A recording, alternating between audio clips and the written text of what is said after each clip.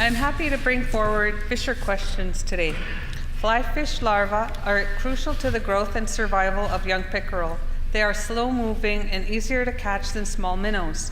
If we leave 3 to 4 million pounds of small pickerel in the lake, we risk the crash of these larvae. There is no mention of the feed for young pickerel in any PC plan for the lake. Whitefish in the South Basin are already decimating larvae. It's been taking an extra year for young pickerel to get from 3 inch to 3 1/4. If these larvae are eliminated from the lake, it may never recover.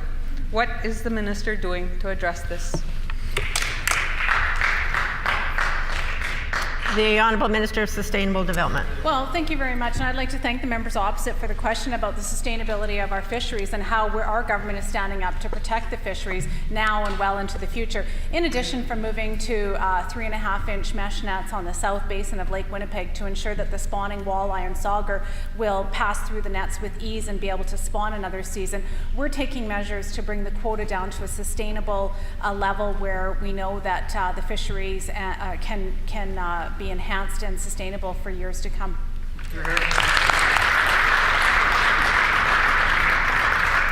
The Honourable Member for Kuwait-Nook on a supplementary question. Thank you. And I quote, "If the anglers were so concerned about the stocks and that how commercial fishers are to blame for that, then why have the anglers started fishing 1 to 3 weeks before the stocks have spawned? On the request of the commercial fishers, an 80% spawn start plus 2 days was enacted so as to ensure the stock will be at 100% spawned. That was the request of the fishers to ensure its survival. It is apparent who wants to protect the stocks. Can the minister say why it's only the commercial fishers that have always actively acted to protect the stocks, and why not this government? The Honourable Minister of Sustainable Development. Well, thank you very much, Madam Speaker, and our government is very pleased to be moving forward with a co-management system that involves and includes all user groups of the lake, including anglers, because we know that anglers need to be part of the solution.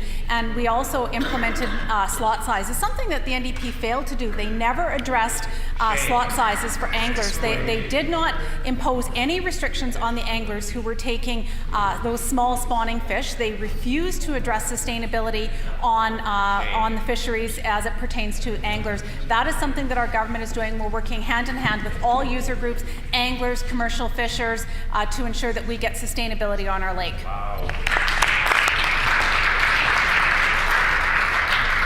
The Honourable Member for Kuwait-Nook on a final supplementary. Thank you. This minister is actively destroying our last standing Indigenous industry.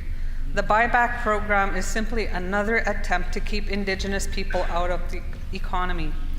This Indian minister, brags about how she used the poisoned whiskey, buyback program, for a one-time spend of $5.5 million on retiring careers, licenses.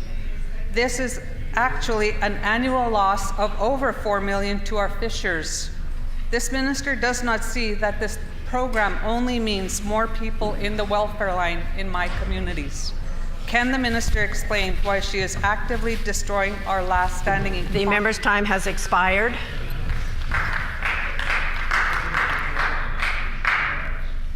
The Honourable Minister of Sustainable Development. Again, Madam Speaker, our government is committed to working with all user groups and protecting the sustainability of Lake Winnipeg. And here we see we've got 2 Liberal members, 2 different positions on Lake Winnipeg. I wonder if the member has bothered to consult with her colleague from River Heights.